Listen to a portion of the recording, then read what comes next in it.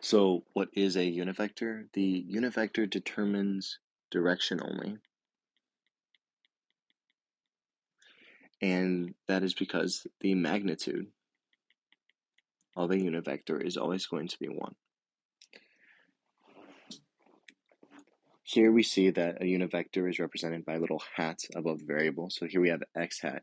And the important things about these three groups of unit vectors is that they lie directly in one plane. So here we have x hat, which goes directly 1 unit in the x direction, and the y hat will go directly 1 unit in the y direction, and then z hat will go directly 1 unit in the z direction. And of course, if you take the negatives of these, they would just point into the opposite direction.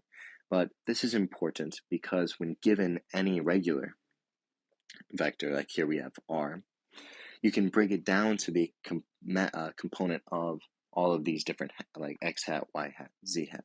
And so let's show how to determine a unit vector given just a normal vector. So the equation that you're going to want to remember for this is you take your vector and you divide it by the magnitude of that same vector. So let's look here and find the magnitude of r. Square root of 3 squared, which is 9, plus 6 squared, which is 36, plus 2 squared, which is 4, which is going to give us square root of 49, which is equal to 7. Okay, so now we just apply that, as we have here, to each component of the vector. So that is going to be, all right, 3 over 7, 6 over 7, and 2 over 7.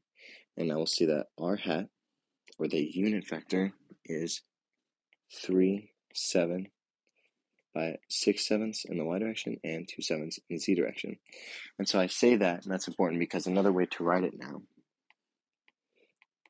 is as 3 sevenths in the x hat direction plus 6 sevenths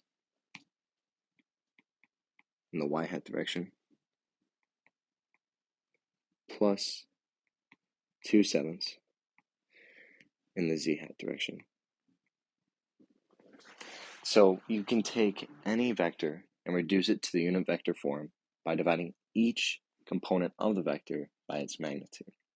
Then another way to represent this is by multiplying the value at each of these at each of the directions in your vector by the x hat, y hat, or z hat, which themselves are just going 1 unit purely in the direction that they're namesake of.